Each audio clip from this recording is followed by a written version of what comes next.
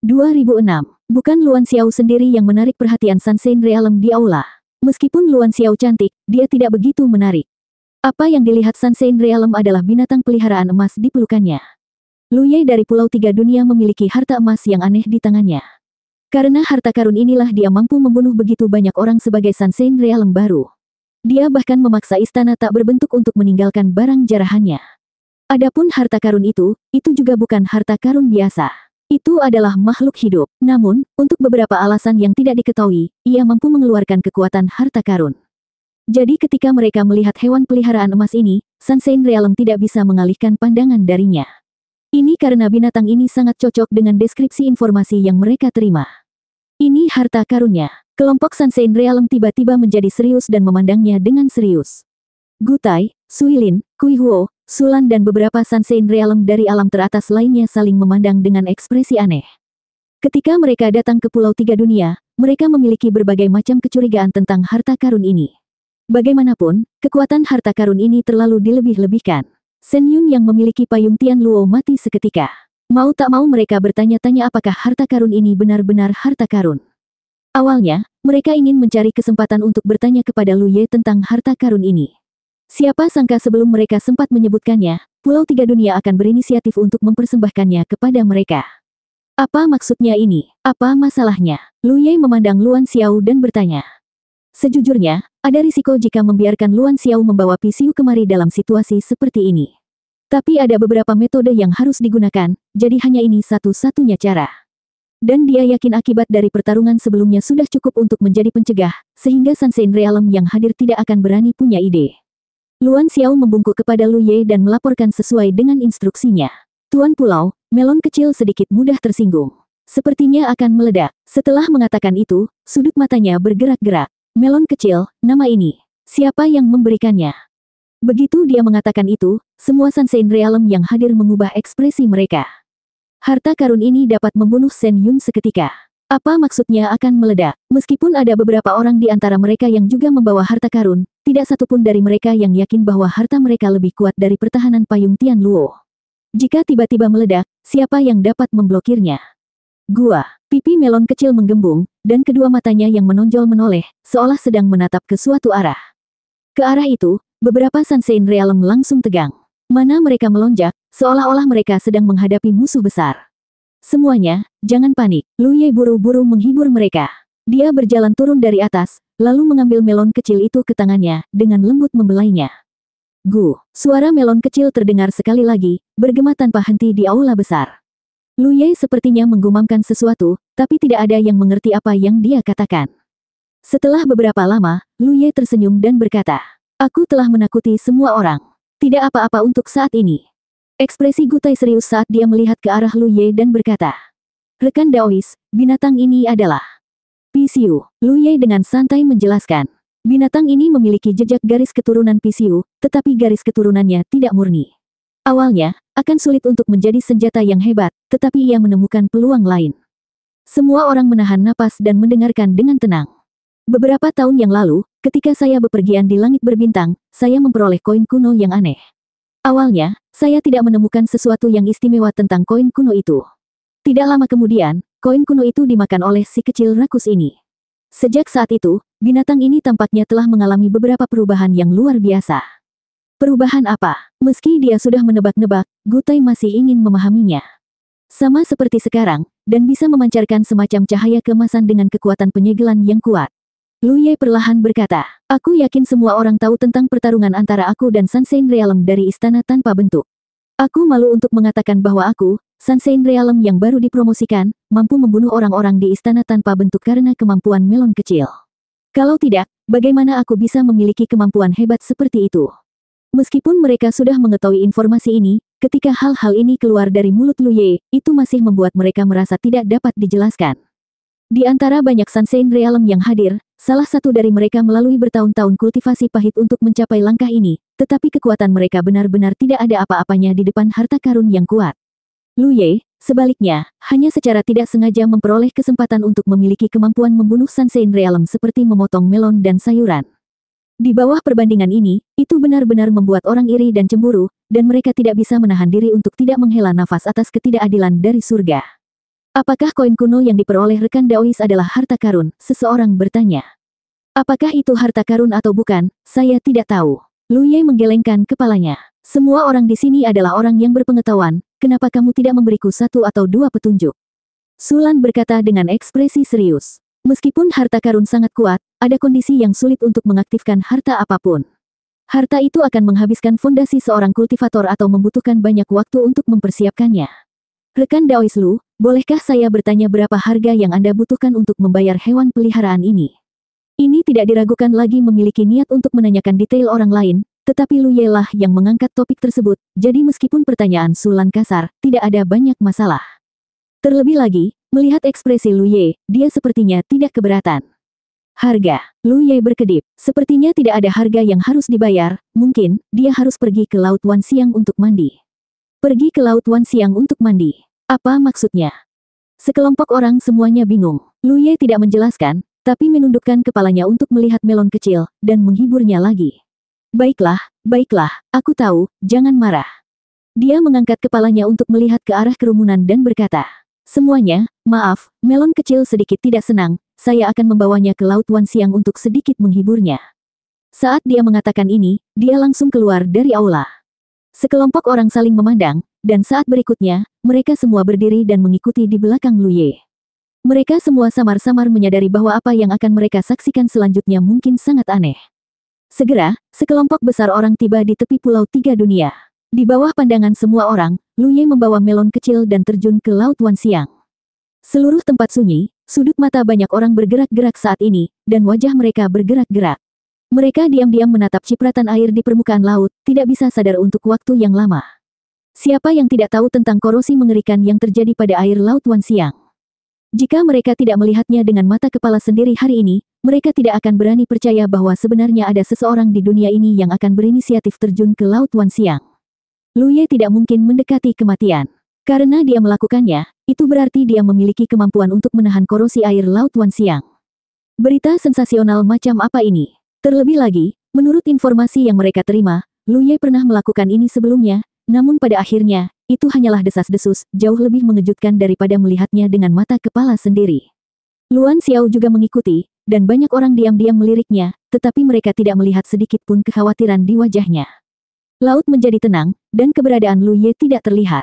Bahkan jika Sunshine Realm menggunakan kekuatan penuh mereka untuk melihat, mereka tidak dapat melihat jejaknya. Baru 10 napas kemudian seseorang tiba-tiba berteriak. Dia kembali. Semua orang menoleh dan benar saja, mereka melihat bayangan buram dengan cepat mengeras di bawah laut. Saat berikutnya, dengan cipratan air, Lu Ye muncul di depan semua orang, menggendong Xiao Gua, aman dan sehat. Air laut terciprat kemana-mana, dan beberapa orang yang berada di dekatnya segera mundur, jangan sampai mereka terkontaminasi. Gua, diiringi dengan teriakan yang jelas, cahaya keemasan tiba-tiba melesat ke kedalaman kehampaan, membentang hingga puluhan ribu mil. Merasa lebih baik sekarang, Lu Ye menepuk kepala melon kecil dan dengan santai terbang kembali. Di tepi pantai, puluhan Sunshine Realm memandangnya dengan ekspresi rumit. Lu Ye tersenyum. Baru saja, rekan Daois Sulan bertanya tentang harga penggunaan kemampuan melon kecil. Saya mengamatinya dengan cermat dan menemukan bahwa melon kecil sepertinya mampu menelan air Laut Wan Siang dan menyimpannya dalam jumlah besar energi dalam tubuhnya. Bila diperlukan, ia dapat mengaktifkan cahaya emas penyegel. Sulan sedikit terkejut. Jadi, hewan peliharaan rekan Daois perlu menelan air Laut Wan Siang. Seharusnya begitu. Lu Ye mengangguk. Di sampingnya, Gui Huo berkata dengan sinis. Rekan Daois mengatakan bahwa ia dapat menelan air dan menyimpannya di dalam tubuhnya. Lalu, berapa kali ia dapat menggunakan kekuatan harta karun dengan energi yang tersimpan? Hanya dengan mendengarkan gaya bicaranya, dia mengeluarkan perasaan yang sangat jahat, tapi kenyataannya, dia memang seperti ini. Entah dia familiar atau asing dengan dirinya sendiri, gaya bicaranya seperti ini, dan itu tidak mewakili suka dan tidak suka. Itu aku tidak tahu. Lu Ye menggelengkan kepalanya dan memandang Gui Huo dengan santai. Tapi tidak peduli berapa kali dia bisa menggunakannya, tetap saja mudah untuk mengisinya kembali. Mata Gui Huo berbinar. Dia harus mengakui bahwa Lu Ye benar. Air Laut Wan Siang begitu besarnya. Jika harga penggunaan kekuatan harta karun itu adalah air Laut Wan Siang, maka itu bisa diisi ulang dengan mudah. Baru saja, Lu Ye baru saja membawa hewan peliharaan itu ke laut selama 10 napas. Rekan Daois, Anda dapat dengan bebas masuk dan keluar dari Laut Wan Siang. Apakah itu juga ada hubungannya dengan itu? Seseorang bertanya dengan rasa ingin tahu. Itu benar, Lu Ye mengangguk. Beberapa orang lagi bertanya tentang hal-hal yang membuat mereka penasaran, dan Lu Ye menjawabnya satu persatu. Tiba-tiba, Gutai berkata, "Rekan Daois, bolehkah saya bertanya apakah dia menggunakan payung luo surgawi ketika Anda bertarung dengan Shen Yun?" Bukan hanya dia, tapi semua orang Sunshine Realm yang mengetahui tentang kekuatan payung luo surgawi pun penasaran dengan hal ini. Payung luo surgawi. Lu Ye berkedip dan membalik tangannya, mengeluarkan payung hitam kecil seukuran telapak tangan. Kamu sedang membicarakan ini. Kalau begitu, sepertinya rusak. Petik 2. Setelah membunuh Shen Yun, dia menyimpan payung hitam kecil ini dan menyelidikinya. Saat itu, dia merasa benda itu rusak. Itu rusak. Semua orang kaget dan melihat tangan Lu Ye. Memang benar, payung hitam kecil itu tidak memiliki spiritualitas, dan terlihat sedikit compang-camping. Ini adalah payung luo surgawi yang terkenal, bagaimana bisa rusak? Ekspresi Gutai sangat serius. Bibirnya bergetar beberapa kali, lalu dia berkata, "Rekan Daois, jika Anda tidak keberatan, bolehkah saya memeriksanya?" "Silahkan." Lu Ye melemparkan payung hitam kecil yang compang-camping itu ke Gutai seolah dia sedang membuang sampah. Gutai menangkapnya dengan kedua tangannya dan menggunakan Divine Sense miliknya untuk memeriksanya. Dia bukan satu-satunya yang melihat. Beberapa senior Sunshine Realm berkumpul di sekelilingnya dan mengamatinya dengan cermat. Tapi tidak peduli bagaimana penampilan mereka, tidak diragukan lagi ini adalah payung luo surgawi yang asli. Meski rusak dan compang-camping, aura harta karun itu tidak bisa dipalsukan. Untuk sesaat, jantung semua orang berdebar kencang. Payung luo surgawi adalah salah satu harta pertahanan paling terkenal di alam semesta. Dengan harta karun ini, Shen Yun tidak terkalahkan tidak peduli siapa yang dia lawan. Inilah mengapa dia begitu terkenal. Namun sekarang, Shen Yun telah mati, dan payung luo surgawi telah rusak.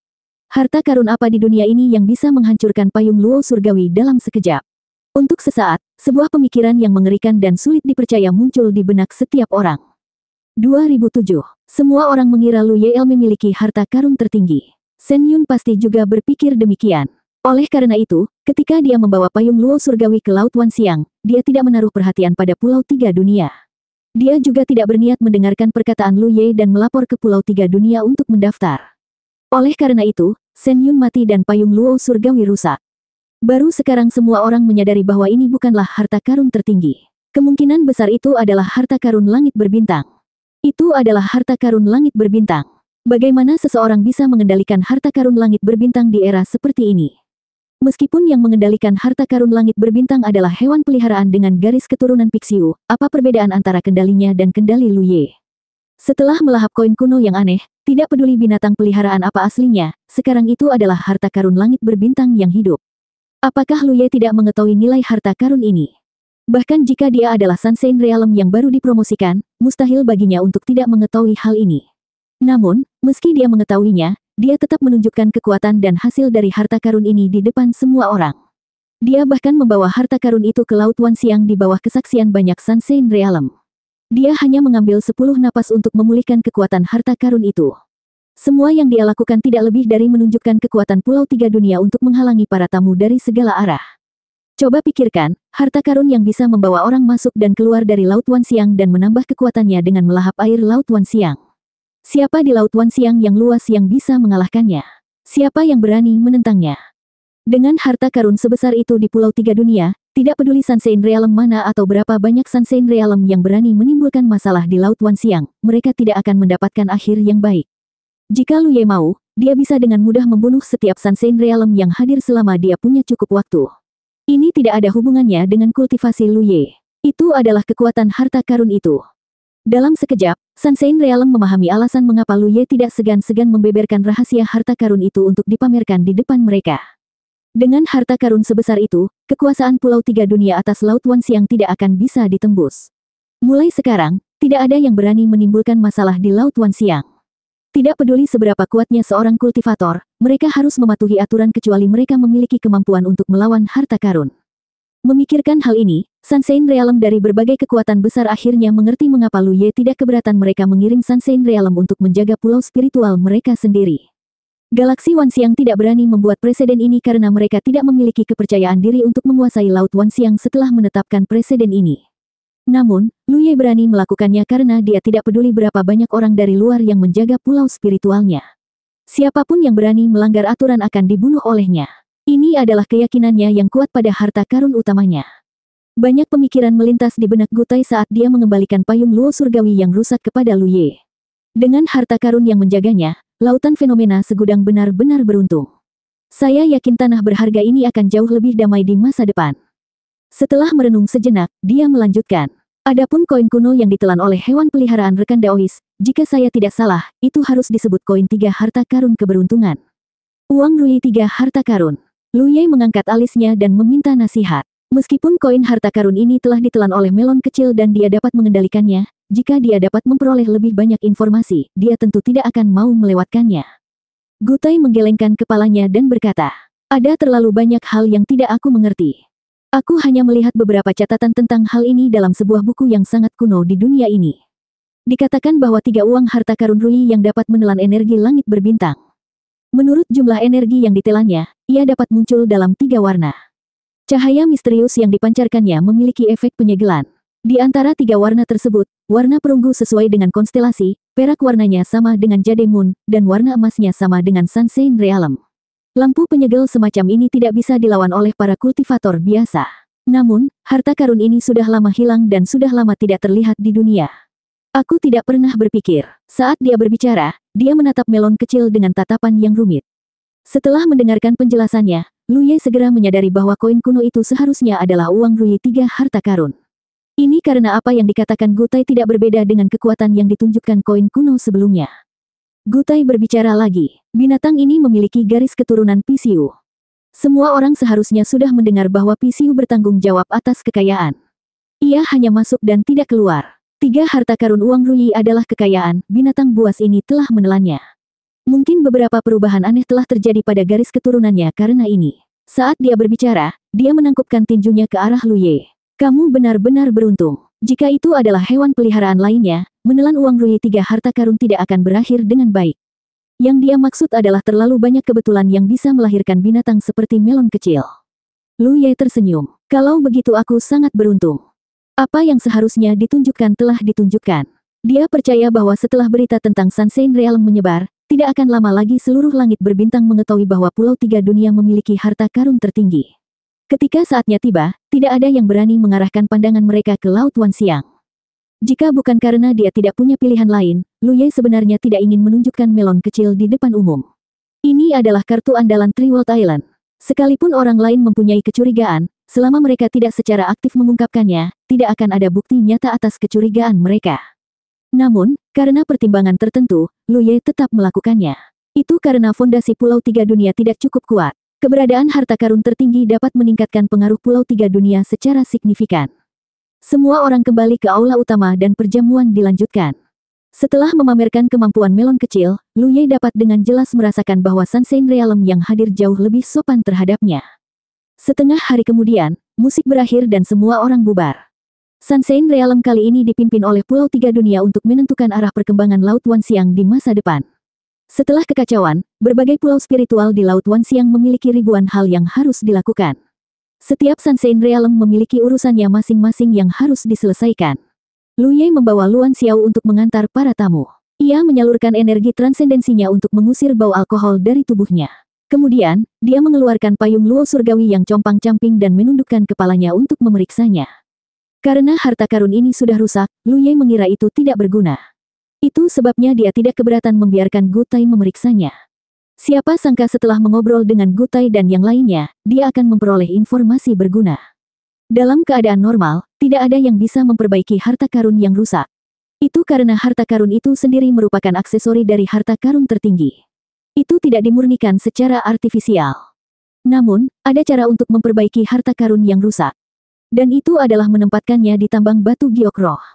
Adapun alasan spesifiknya, Gutai dan yang lainnya tidak dapat menjelaskannya dengan jelas. Mereka hanya mengulanginya berdasarkan catatan yang mereka baca. Gutai bukanlah satu-satunya yang mengatakan hal ini. Sui Lin dan yang lainnya juga telah memastikannya. Namun, meskipun metode memperbaiki harta karun ini berguna, namun membutuhkan waktu yang lama. Ini bisa memakan waktu 100 tahun. Dengan payung luo surgawi yang rusak sejauh ini, bahkan jika ditempatkan di tambang batu giok roh, akan membutuhkan ratusan atau ribuan tahun untuk mengembalikannya ke keadaan semula. Ketika Lu Ye mendengar bahwa ada kesempatan untuk memperbaiki payung luo surgawi, dia sangat menantikannya. Awalnya, dia tidak mengetahui kekuatan payung luo surgawi. Bagaimanapun, benda ini dihancurkan oleh cahaya keemasan melon kecil.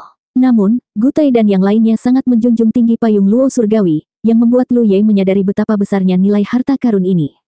Perlindungan yang diberikannya memang tidak ada apa-apanya di hadapan uang tongkat 3 harta karun. Namun, di depan harta karun lain dengan kualitas yang sama, itu sangat kuat. Tidaklah berlebihan untuk mengatakan bahwa itu tidak dapat ditembus.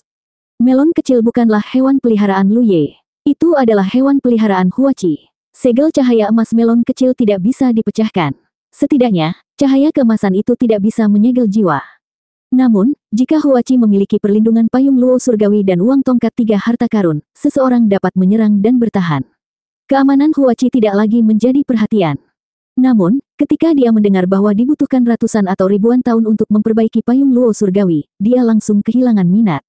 Pada saat itu, Huachi mungkin sudah berada di puncak alam sinar matahari. Namun, seolah dia bisa membaca pikiran Lu Ye, Gutai segera memberikan saran.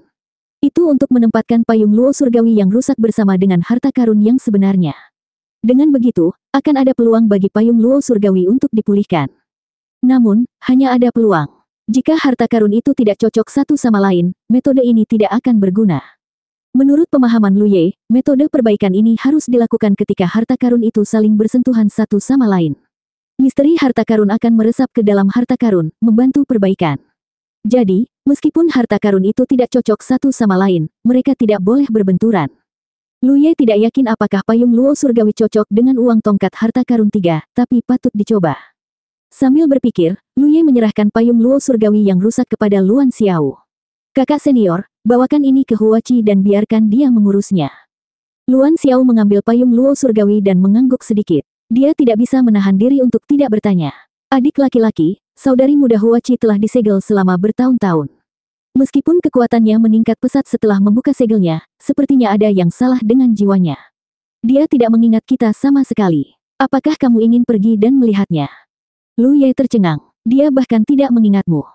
Luan Xiao mengangguk. Siapa yang bisa dia ingat sekarang? Tidak seorang pun. Bahkan ketika Su Yuan pergi untuk berbicara dengannya, dia bertingkah seolah dia orang asing. Apakah kamu serius? Lu Ye berkedip. Setelah berpikir sebentar, dia menyadari bahwa dia tidak menyinggung perasaannya selama ini. Terlebih lagi, dia telah disegel selama ini. Dia tidak punya kesempatan untuk menyinggung perasaannya meskipun dia menginginkannya. Apa? Luan Xiao tidak mendengarnya dengan jelas. Tidak ada apa-apa. Lu Ye menggelengkan kepalanya. Setelah berpikir sejenak, dia berkata, saya akan mengurus ini, tetapi ada hal lain yang harus saya lakukan sekarang. Setelah merenung sejenak, dia memutuskan untuk tidak menyembunyikannya dari Luan Xiao. Zixuan telah mengirimkan pasukannya.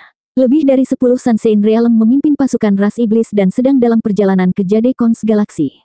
Jika Hei Yun tidak berbohong, mereka akan tiba di Jade Cons Galaksi dalam 2,5 bulan. Justru karena Jade Cons Galaksi menghadapi situasi seperti itu sehingga dia harus menyelesaikan masalah di Laut Wanxiang terlebih dahulu. Dengan cara ini, dia tidak akan khawatir. Menunjukkan kemampuan Little Melon kepada dunia luar juga karena alasan ini. Kalau tidak, setelah dia pergi, mungkin ada beberapa badut yang mencoba membuat masalah. Namun, sekarang berbeda. Selama Little Melon bertanggung jawab atas Pulau Tiga Dunia, tidak akan ada masalah di Laut Wanxiang yang luas. Luan Xiao terkejut. Mengapa Zixuan mengirim pasukannya ke Jade Cons Galaksi? Jade Cons Galaksi adalah tempat yang terpencil. Hanya ada total 3 grid domain. Apa keuntungan yang didapat Zixuan dengan mengirimkan pasukannya ke sana? 2008. Zixuan adalah domain tingkat atas yang terkenal. Bagaimana dia bisa tiba-tiba mengirim pasukan ke suatu domain tanpa manfaat yang cukup? Yang lebih membingungkan Luan Xiao adalah bagaimana Zixuan mengetahui rute yang benar menuju Jade Cons. Lu Ye lah yang memimpin mereka dari Jade Cons ke Laut Wanxiang. Setelah melalui banyak kesulitan, mereka akhirnya membuka jalur dari Jade Cons menuju Laut Wanxiang. Jika Zixuan tidak mengetahui rute yang benar, dia tidak akan pernah mengirim pasukan ke Jade Cons. Namun, mereka tetap melakukannya. Beberapa konstelasi bintang hilang saat itu. Beberapa di antaranya jatuh ke tangan Yuan Du. Dia menggunakan teknik pencarian jiwa. Lu Ye perlahan menjelaskan keseluruhan ceritanya. Hei Yun akan pergi ke Jade Cons karena dorongan Yuan Du. Itu juga karena keegoisannya sendiri. Dalam konflik antara Pulau Zixuan dan Pulau Tiga Dunia, Zixuan menderita kerugian besar dan Hei Yun kehilangan muka. Namun, baik Hei Yun maupun Yuan Du tidak menyangka bahwa setelah Hei Yun tiba di 9 prefektur, dia akan menemukan hal lain yang dia pedulikan. Hal ini menyebabkan situasi saat Zixuan mengirim pasukan ke Jade Cons. Lu Ye biasanya mengetahui rencana He Yun. Dia pasti ingin menemukan warisan pohon Dao. Oleh karena itu, di satu sisi, dia secara pribadi mengambil tindakan di Laut Wanxiang. Pada saat yang sama, dia membiarkan Zixuan mengirim pasukan ke 9 prefektur dan menjatuhkannya. Dengan cara ini, dimanapun warisan pohon Dao berada, ia tidak dapat lepas dari kendalinya. Rencananya sangat bagus, tetapi manusia mengusulkan, Tuhan yang menentukan. Pada akhirnya, dia mati dan Dao-nya menghilang. Luan Xiao sangat marah saat mendengar ini. Yuandu, kamu anjing tua, kamu pantas mati. Melihat ke belakang, tidak ada konflik langsung antara Pulau Tiga Dunia dan Yuandu. Saat itu, pulau itu bahkan punya niat untuk memujanya. Namun, Yuandu tidak peduli dengan para kultivator Pulau Tiga Dunia. Dia ingin mendukung Bai Yue untuk menduduki Pulau Tiga Dunia. Hal ini menyebabkan konflik-konflik berikutnya. Konflik berkembang pesat hingga terakhir kali, ia bahkan secara pribadi mengambil tindakan. Setelah mengutuk, Luan Xiao mulai khawatir lagi. Zixuan terlalu kuat untuk dilawan oleh Jade Cons. Adik muda, apa yang harus kita lakukan? Sejauh yang dia tahu, tidak ada satupun Sunshine Realm di seluruh galaksi Keonggyok. Bagaimana mereka bisa menolak ketika Zixuan mengincar mereka? Dia berharap dia bisa terbang kembali ke Jade Cons sekarang. Bahkan jika dia hanya seorang sinar matahari yang baru, bahkan jika dia tidak bisa mengalahkan pasukan Zixuan, dia akan bertarung sampai mati untuk melindungi tanah airnya. Kakak senior, jangan gugup. Aku punya rencanaku sendiri. Kamu harus istirahat yang baik untuk saat ini. Tidak akan terjadi apa-apa pada Jade Cons. Anehnya, ketika Luan Xiao mendengar bahwa Zixuan telah mengirim pasukan ke Jade Cons, dia sangat marah sekaligus khawatir dengan tanah kelahirannya. Tapi ketika Lu Ye mengatakan ini, kegugupan dan kekhawatiran itu tiba-tiba menghilang, digantikan oleh rasa stabilitas yang tak terlukiskan. Seolah-olah Lu Ye mengatakan bahwa Jade Cons baik-baik saja, jadi pasti baik-baik saja. Saya mengerti. Luan Xiao mengangguk dan segera mundur. Karena Lu Ye menyuruhnya beristirahat, itu sama saja dengan mengatakan bahwa di masa depan, akan ada tempat di mana dia membutuhkan bantuannya. Lu Ye berdiri di tempatnya dan berpikir sejenak sebelum tiba-tiba menoleh untuk melihat ke arah tertentu. Dalam posisi itu, Huachi berdiri dengan tenang di tepi tebing. Matanya yang indah menatap lautan yang tak berujung dengan tatapan mata yang dalam. Merasakan tatapannya, Huachi menoleh ke arahnya. Mata mereka bertemu, dan dia mengangguk ke arah Lu Ye dari jauh, memperlihatkan senyuman lembut. Namun, dia tidak mengatakan apapun lagi. Jika itu terjadi di masa lalu, hal ini tidak mungkin terjadi. Tapi sekarang, Huachi seperti ini. Lu Ye berkedip dan tidak mau memperhatikannya. Hal utama adalah dia masih memiliki beberapa hal yang harus diselesaikan. Dia tidak punya waktu untuk bertarung dalam pertarungan kecerdasan dan keberanian dengan wanita ini. Belum terlambat untuk menanganinya setelah dia menyelesaikan masalah yang ada. Sosoknya bersinar dan dia menghilang. Setelah beberapa saat, Lu Ye muncul di paviliun Chu Shen. Kedua bersaudara itu duduk. Chu Shen memasang ekspresi khawatir di wajahnya. Kakak, aku berada dalam situasi yang canggung sekarang. Kemana kita harus pergi di masa depan? Di seluruh Pulau Tiga Dunia, selain Chu Shen yang bukan anggota Jade Cons Galaksi, ada sekelompok orang yang datang bersama Chu Shen dari Chelingjie. Karena saat itu, Pulau Tiga Dunia secara nominal berada di bawah Jiuyan. Chelingjie tentu saja harus mengungkapkan rasa terima kasihnya kepada dunia luar dengan mengirimkan muridnya ke Pulau Tiga Dunia untuk berkultivasi. Tidak banyak orang di grup ini. Lu Ye tidak pernah memperlakukan mereka dengan tidak adil. Mereka tidak kekurangan manfaat apapun yang dimiliki oleh para kultivator Pulau Tiga Dunia. Sebelumnya, ketika Yuandu menyerang, kelompok ini mengikuti para kultivator Pulau Tiga Dunia ke wilayah klan Putri Duyung. Namun, ketika mereka kembali, Laut Wanxiang telah terbalik. Bahkan otoritas yang dimiliki galaksi mereka atas tanah berharga ini selama puluhan ribu tahun telah diambil. Dari segi emosi, Chu Shen secara alami bias terhadap Lu Ye. Kedua bersaudara itu bertemu di konstelasi, dan persahabatan mereka luar biasa selama bertahun-tahun. Namun, pada akhirnya, Chu Shen tetaplah seorang kultivator galaksi Wanxiang. Chelingjie berdiri di belakangnya. Konflik antara Pulau Tiga Dunia dan galaksi Wanxiang telah mempengaruhi dirinya sampai batas tertentu. Dalam beberapa hari terakhir, dia telah menahan para kultivator di wilayahnya. Dia menyuruh mereka tinggal di tempat tinggal mereka sendiri dan melarang mereka keluar. Dia takut mereka akan bentrok dengan para kultivator Pulau Tiga Dunia. Jika Lu Ye tidak datang mencarinya, dia pasti sudah mencari Lu Ye. Perasaan terjebak di tengah sungguh tidak nyaman. Tentu saja, Lu Ye tahu maksudnya. Mendengar ini, dia berkata, "Jangan terlalu khawatir. Kamu mewakili Chelingjie. Ibumu yang menentukan sikap mereka terhadap Pulau Tiga Dunia. Tidak ada gunanya kamu khawatir." Ekspresi Chu Shen pahit. Itu benar, tapi ibuku juga seorang kultivator Wanxiang.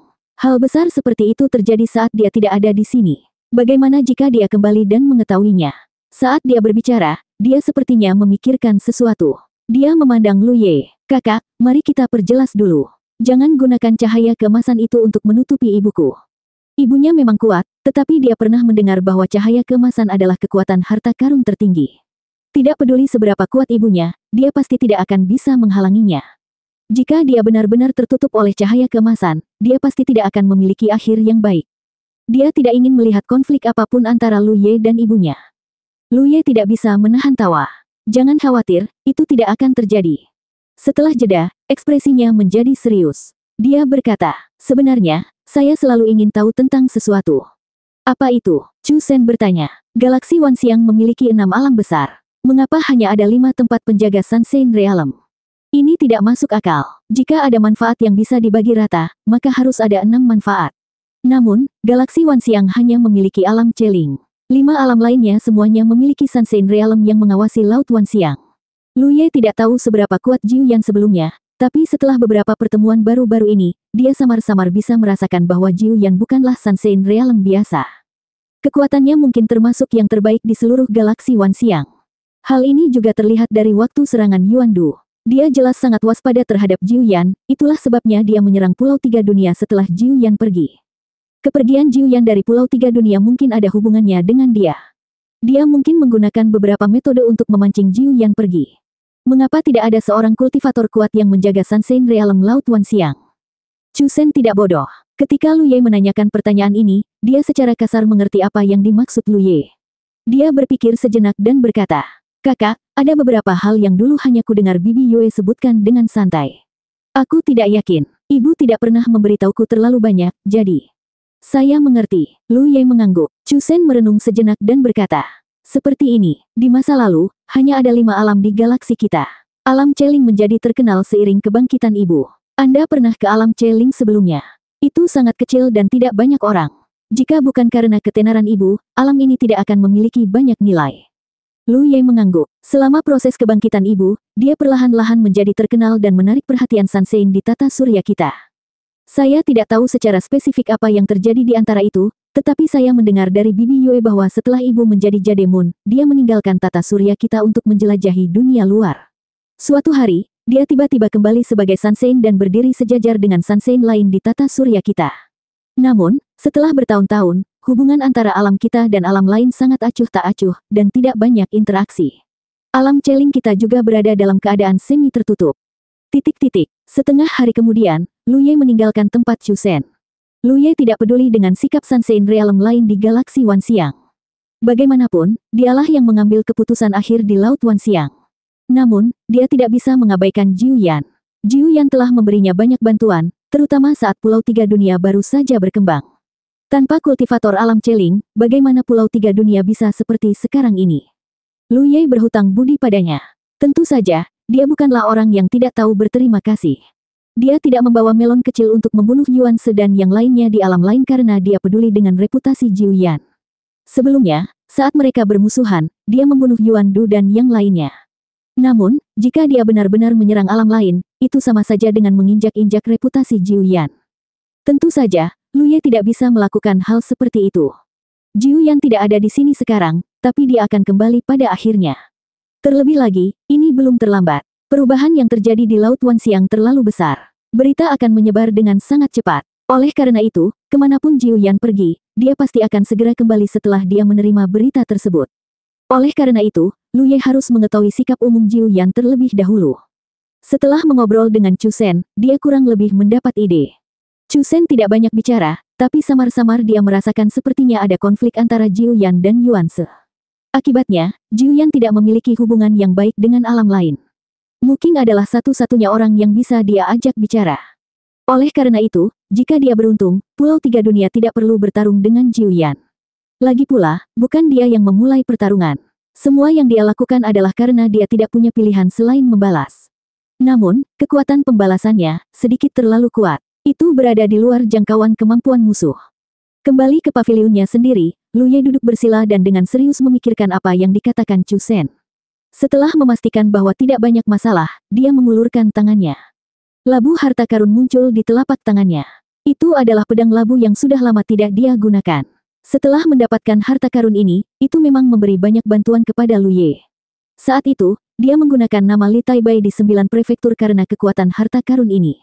Selama waktu itu, dia adalah seorang kultivator pedang yang bebas dan tidak terkekang. Dia juga telah membuat namanya terkenal dan sangat dihargai oleh Myriad Demon's Reach. 2009. Kemudian, kekuatan Lu Ye meningkat dan dia menggunakan harta ini berkali-kali. Kali terakhir dia menggunakannya mungkin untuk membunuh monster bintang di Laut Wanxiang di alam konstelasi bintang, karena dalam lingkungan seperti itu, hanya kekuatan labu pedang tidak banyak berpengaruh.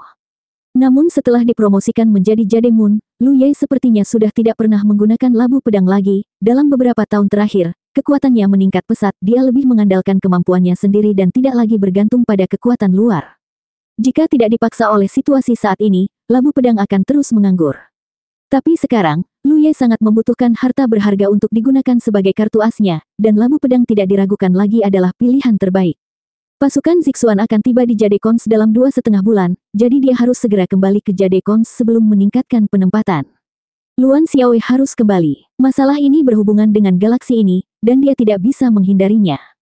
Ma Bin terluka parah dan tidak boleh bertindak gegabah, tentu saja dia harus tinggal di sini untuk sembuh.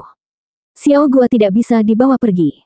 Hanya jika melon kecil ada di sini, Laut Wanxiang bisa stabil. Apalagi di saat sensitif seperti ini, Huachi harus mengajak Xiao Gua duduk di Pulau Tiga Dunia, untuk berjaga-jaga.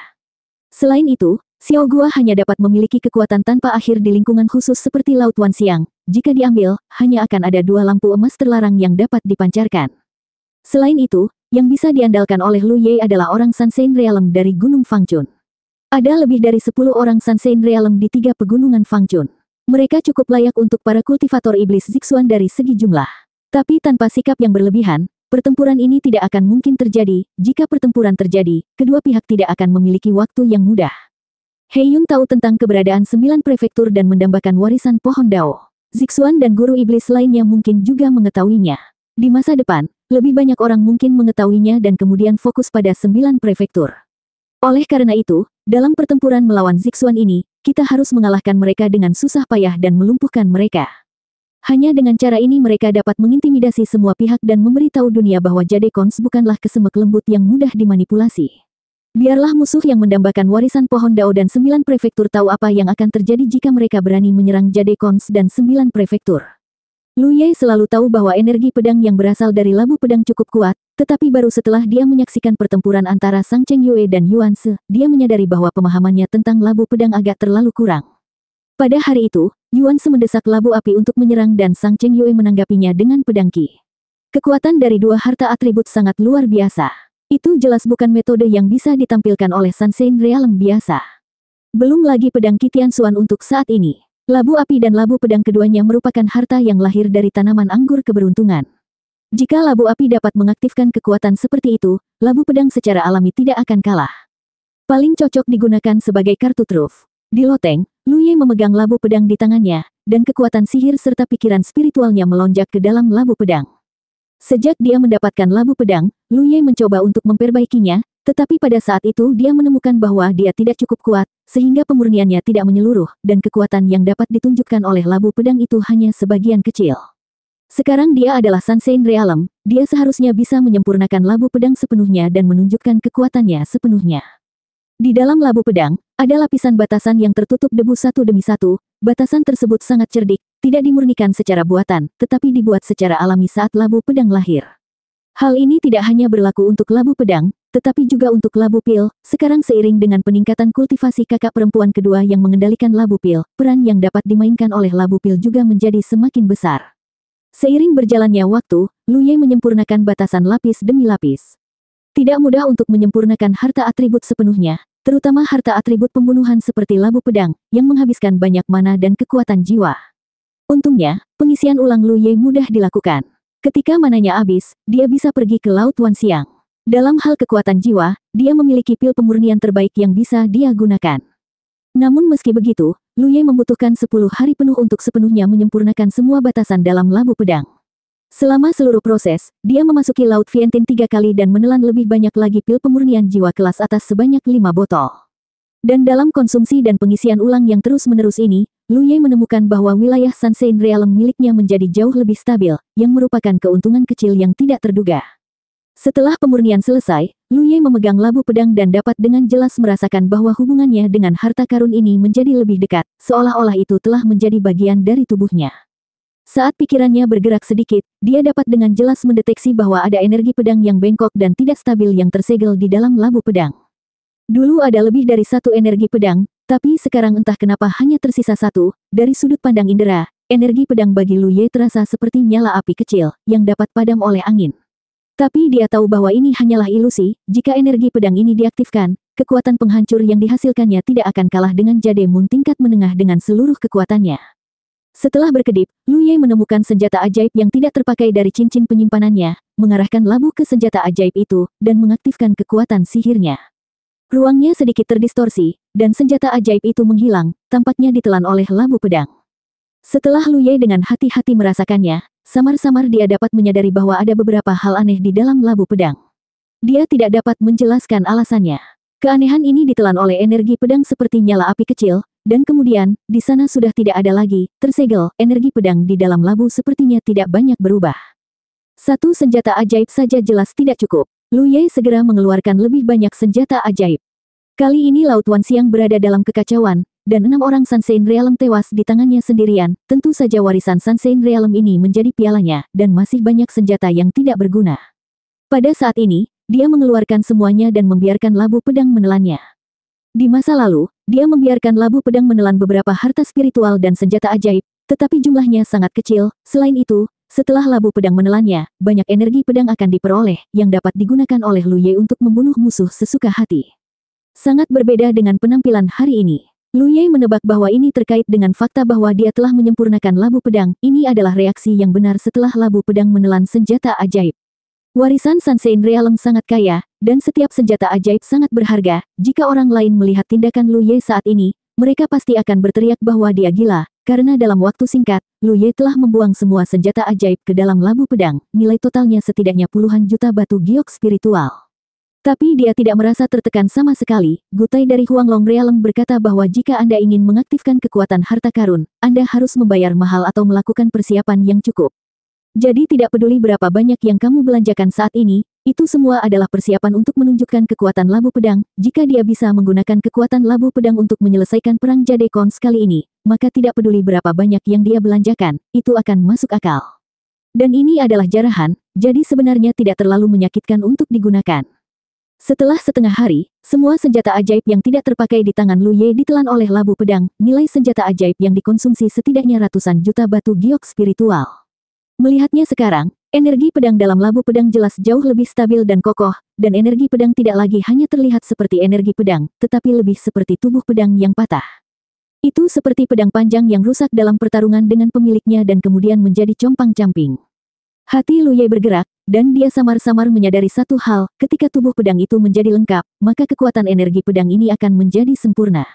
Itu adalah akumulasi energi yang telah mencapai puncaknya. Bahkan pada saat ini, energi pedang yang tidak lengkap memberi Lu Ye rasa tajam. Jika ada yang menggunakan energi pedang seperti itu untuk menyerangnya, itu pasti akan memberinya ancaman yang besar. Hal ini berlaku untuk energi pedang yang tidak lengkap, tetapi bagaimana jika sudah lengkap? Dia segera mengeluarkan not dan mengirimkan pesan ke dunia luar. Setelah beberapa saat, Tang Jun membawa banyak cincin penyimpanan bermata merah, melemparkannya ke depan Lu Ye, dan bertanya dengan rasa ingin tahu. Untuk apa kamu menginginkan begitu banyak senjata ajaib? Dia sibuk memukul bagian belakang kepalanya. Baru-baru ini, banyak sekali materi yang perlu dikoordinasikan, dicatat, disortir dan diklasifikasi, dan dia juga bertanggung jawab atas penyerahan materi ke pulau-pulau spiritual besar sebelumnya. Dia sudah hampir sebulan tidak istirahat. Selain itu, ada berbagai macam informasi untuk menghubunginya yang perlu diproses. Dia awalnya adalah pengurus urusan luar dari hubungan eksternal yang kompleks di Pulau Tiga Alam.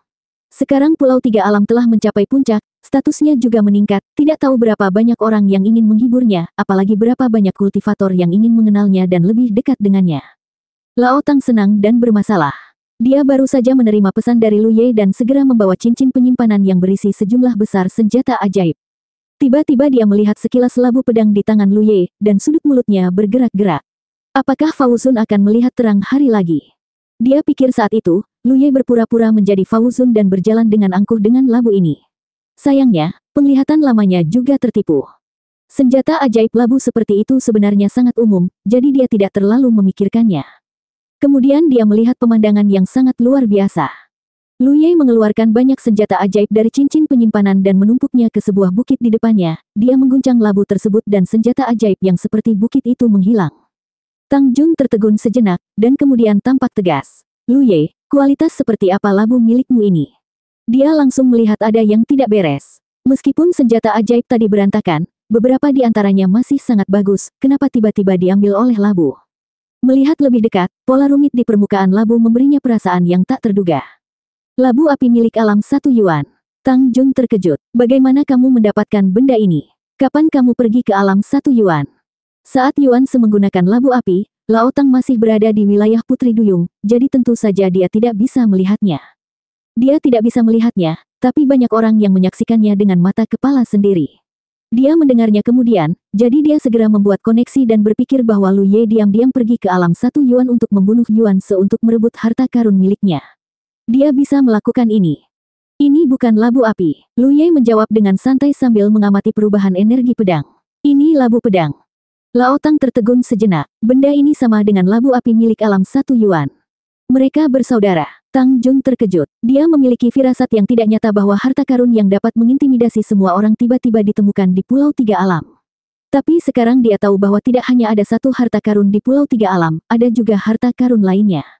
Labu api mengandung api aneh, dan labu pedang mengandung energi pedang. Ini adalah harta karun yang menentukan dunia, tidak peduli di alam mana ia ditempatkan, itu adalah harta penting yang menjaga suatu alam. 2010. Labu pedang, labu eliksir. Tang Jun tidak percaya. Berapa banyak harta yang kamu miliki? Labu eliksir adalah sebuah rahasia di Pulau Tiga Dunia. Hanya sedikit orang yang mengetahuinya, dan Tang Jun adalah salah satunya.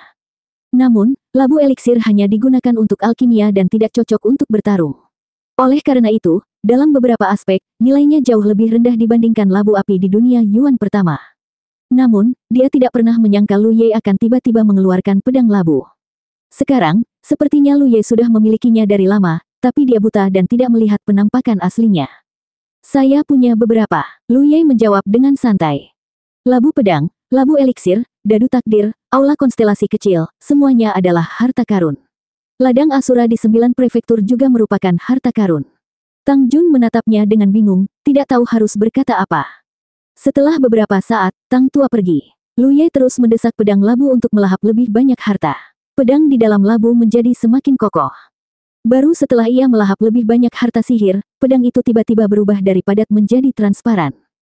Pada saat ini, hati Lu Ye bergetar. Dia samar-samar merasakan bahwa pedang ki di pedang labu telah mencapai puncaknya. Hanya dengan merasakannya, dia merasakan sakit yang menusuk di jiwanya. Lu Ye tidak tahu kekuatan macam apa yang bisa dikeluarkan oleh pedang ki ini. Namun, dari kinerja labu api, kekuatan membunuh pedang ki tidaklah biasa. Masih ada beberapa harta karun di depannya. Lu Ye berpikir sejenak dan mengarahkan mulut labu pedang ke harta karun ini. Pada akhirnya, dia menemukan bahwa pedang labu tidak mampu melahap harta sihir lagi. Ini tidak diragukan lagi membenarkan dugaannya sebelumnya. Setelah labu pedang melahap harta sihir, misteri di dalamnya akan dengan cepat menyempurnakan harta sihir dan mengubahnya menjadi ibu kota untuk memperkuat pedang ki. Sekarang pedang ki telah mencapai puncaknya, secara alami ia tidak perlu melahap harta karun lagi. Lu Ye memperkirakan secara kasar bahwa nilai total harta magis yang digunakan untuk memelihara pedang ki ini adalah sekitar 500 juta giok roh. Ini bukanlah pengeluaran biasa, hanya Pulau Tiga Dunia, yang cukup kaya untuk menyaingi suatu negara, yang mampu membelinya. Jika itu adalah domain biasa, bahkan jika mereka memiliki harta karun seperti itu, akan sulit bagi mereka untuk melepaskan kekuatan penuhnya. Jika labu pedang seperti ini, labu api juga seharusnya serupa. Dia hanya tidak tahu bagaimana Yuan Se berhasil menyalakan api aneh di labu api. Dia mungkin memerlukan beberapa metode khusus. Adapun harta karun atribut pembunuhan lainnya, kebanyakan memiliki harga tertentu. Tak heran jika hal ini jarang terlihat. Secara umum dianggap sebagai harta karun untuk menekan alam oleh alam besar. Tidak ada pilihan lain. Sebagai perbandingan, kemampuan melon kecil untuk mengaktifkan koin Rui 3 harta karun terlalu nyaman. Ada begitu banyak air di Laut Wanxiang sehingga tidak peduli berapa banyak air yang ditelannya, air itu tidak akan pernah kering. Lu Ye mengambil labu pedang dan berjalan keluar dari pavilionnya. Segera, dia tiba di sisi Pulau Tiga Dunia. Dia menyelam ke laut dan masuk lebih dalam. Dia ingin menguji kekuatan pedang Qi ini. Sekarang karena tidak ada seorang pun di Laut Wanxiang yang bisa dia gunakan untuk menguji Qi pedangnya, dia hanya bisa mencari di bawah laut. Ada banyak monster bintang yang hidup di bawah Laut Wanxiang. Namun kebanyakan dari mereka aktif di laut dalam, sehingga orang biasa tidak dapat melihatnya sama sekali. Lu Ye menghabiskan sepanjang hari sebelum akhirnya dia menemukan jejak monster bintang Sunshine Realm. Binatang bintang ini tidak lemah, tetapi ia bertindak berdasarkan naluri. Saat ia merasakan aura Lu Ye, ia berenang ke arahnya tanpa ragu-ragu. Dilihat dari posturnya, terlihat jelas bahwa itu tidak datang dengan niat baik. Lu Ye berdiri diam. Ketika binatang bintang itu berada 1000 kaki jauhnya darinya, dia tiba-tiba mengaktifkan kekuatan labu pedang dengan kekuatan dharmanya. Labu pedang di tangannya bergetar sedikit, dan seberkas cahaya putih keluar dari mulut labu tersebut. Cahaya putih itu sangat cepat. Saat itu muncul, jaraknya sudah ribuan mil. Perairan dalam Laut Wanxiang tampaknya tidak memiliki perlawanan terhadapnya. Sunshine Starbeast yang sedang berenang ke arahnya tiba-tiba mengalami luka besar di perutnya. Darah mengalir kemana-mana. Melalui luka itu, Lu Ye samar-samar bisa melihat isi perut yang menggeliat di dalamnya. Itu belum mati. Bukan karena pedang Qi dari labu pedang tidak cukup kuat. Hanya saja pedang Qi terlalu cepat. Lu Ye tidak bisa mengendalikannya sepenuhnya, menyebabkan akurasinya sedikit menurun. Raungan aneh terdengar. Meskipun monster bintang itu tidak terlalu cerdas, ia tahu cara menghindari bahaya. Ketika ia merasakan ada sesuatu yang tidak beres, ia tidak berani diam di tempatnya. Ia segera berbalik dan mencoba melarikan diri. Tapi sudah terlambat. Pedang cahaya putih Qi yang berada ribuan mil jauhnya kembali dan secara akurat menembus tubuhnya, menciptakan lubang besar di tubuh besarnya. Lu Ye mengangkat tangannya dan meraih pedang Qi yang kembali padanya. Dalam sekejap, tangannya berlumuran darah. Fisiknya yang kuat tidak mampu menahan kekuatan pedang Qi. Bahkan jiwanya merasakan sakit yang menusuk saat merasakannya dalam jarak sedekat itu. Pedang Qi di tangannya mengeluarkan aura pemberontak. Itu sedikit terpelintir, dan sinar cahaya tipis mengelilingi cahaya putih. Lu Ye merasa yang dipegangnya bukanlah pedang Qi, melainkan sambaran petir yang bisa meledak kapan saja.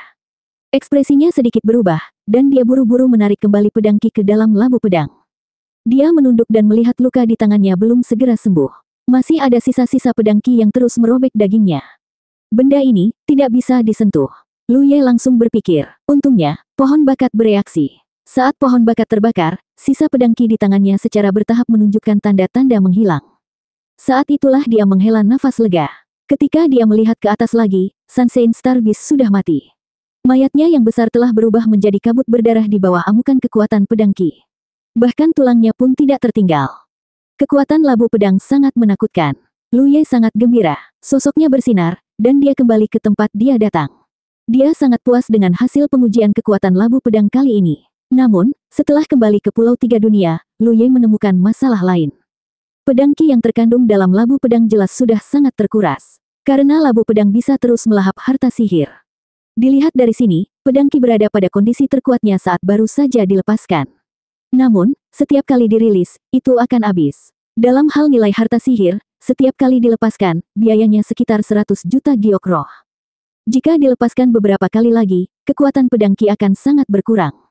Menggunakan pedang labu untuk melawan musuh hanyalah membakar uang. Namun, dibandingkan dengan kekuatan tirani dari labu pedang, harga ini sepertinya bisa diterima. Dia hanya perlu menyiapkan lebih banyak harta sihir untuk dimakan oleh labu pedang. Ini tidak sulit. Banyak harta ajaib yang diberikan Tang Jun kepadanya masih belum terpakai. Lu Ye telah memasukkan semuanya ke alam bunga kecil. Masalah labu pedang telah berakhir. Selanjutnya, dia harus menyelesaikan masalah buah hitam di pohon bakat. Masalah ini tidak bisa ditunda. Jika dia secara tidak sengaja menelan seseorang saat dia bertarung dengan mereka, dia akan melangkah semakin jauh ke jalur Caonian. Dia sudah punya beberapa gagasan tentang masalah ini. Sekarang, yang harus dia lakukan adalah mewujudkan ide-ide tersebut. Menurut eksperimen sebelumnya, dia dapat membelah sebagian buah hitam ketika dia memadatkan klon pohon bakat. Namun, dia tidak bisa melepaskan pohon bakatnya. Pada akhirnya, dia harus menggabungkannya kembali, jadi pemisahan seperti ini tidak ada artinya. Karena klon pohon bakat tidak dapat melakukannya, bagaimana dengan klon darah harta karun? Memang benar, dia tidak bisa melepaskan klon pohon bakat, tetapi klon darah harta karun tidak menjadi masalah. Apa yang Lu Ye ingin lakukan sekarang adalah mencoba membagi sebagian buah hitam menjadi klon sambil memadatkan doppelganger darah berharga. Selama ide ini berhasil, dia bisa terus melemahkan buah hitam dengan meninggalkan doppelganger darah berharga. Kemudian, dia bisa mengeluarkan buah hitam sepenuhnya dari tubuhnya. Waktu berlalu, setengah bulan kemudian. Belakangan ini, Pulau Tiga Dunia sangat ramai. Seluruh Laut Wanxiang perlahan-lahan kembali ke kemakmuran aslinya. Bahkan bisa dikatakan bahwa karena pertempuran sebelumnya, Laut Wanxiang menjadi tidak terlalu kacau sekarang. Ini pertanda baik. Di dalam bangunan bambu, Lu Ye sedang bermeditasi dengan mata tertutup. Tiba-tiba, dia membuka matanya dan melihat ke suatu arah. Saat berikutnya, dia berdiri dan keluar. Dia terbang ke udara dan keluar dari formasi pelindung. Dia berdiri di luar Pulau Tiga Dunia. Luan Xiao dan Yan Miao merasakan hal ini dan hendak bergegas mendekat. Namun, mereka dihentikan oleh transmisi suaranya. Hanya satu orang yang terbang ke sisinya. Itu adalah Chu Shen. Kakak laki-laki. Chu Shen dengan cemas mengikuti pandangan Lu Ye. Samar-samar dia bisa melihat aliran cahaya mendekati mereka dengan cepat. Terlebih lagi, aliran cahaya itu memancarkan aura yang sangat familiar. Ibu sepertinya sangat marah. Kakak, mohon bersabarlah sebentar. Jiu Yan telah kembali. Chu Shen sangat khawatir tentang apa yang akan terjadi jika ibunya dan Lu Ye bertemu lagi setelah kekacauan di Laut Wanxiang. Namun, betapapun khawatirnya dia tidak bisa menghentikan hal ini terjadi. Saat ini, ketika dia merasakan aura ibunya, hatinya dipenuhi kecemasan. Lu Ye tersenyum. Tidak apa-apa. Dia menghela nafas lega. Tampaknya keadaannya tidak terlalu buruk. Fakta bahwa Jiu Yan datang ke sini secara terbuka berarti dia ingin berbicara dengannya. Inilah yang diharapkan Lu Ye. Dia bisa mengabaikan semua orang di galaksi Wanxiang, tapi tidak dengan Jiu Yan. Dalam hatinya, dia tidak ingin bermusuhan dengan Jiu Yan. Ini bukan hanya karena Chu Shen, tapi juga karena Jiu Yan telah memperlakukannya dengan baik. Namun, sebagai kultivator galaksi Wanxiang, Jiu Yan tidak bisa lepas dari dendam antara Pulau Tiga Dunia dan galaksi Wanxiang. Wanxiang menderita kerugian yang begitu besar dengan tewasnya beberapa Sanshin Realm. Jiu Yan tidak bisa hanya duduk dan menonton. Lu Ye tidak ingin menjadi musuh karena hal ini. Aliran cahaya semakin dekat. Sesaat kemudian, cahayanya memudar, memperlihatkan sosok Jiu Yan yang menggairahkan. Lu Ye menatap wajahnya dengan sekuat tenaga, tapi dia masih tidak bisa melihat wajahnya dengan jelas. Wajahnya ditutupi lapisan cahaya seperti biasa. Seperti inilah keadaannya ketika Lu Ye masih di alam Jademun. Sekarang Lu Ye berada di alam Sanshin. Dia berpikir bahwa meskipun dia tidak dapat melihat menembus lapisan cahaya ini, dia seharusnya membuat beberapa kemajuan. Namun, apakah itu mata Jademun atau Sanshin, matanya tidak bisa melihat menembus lapisan cahaya ini. Lu Ye mengerti bahwa Jiu Yan memang sangat kuat. Dia tidak bisa dibandingkan dengan Sanshin lain di galaksi Wanxiang. Lu Ye menyapa senior. Selamat datang kembali, senior. Lu Ye membuang pikirannya dan membungkuk dengan sopan.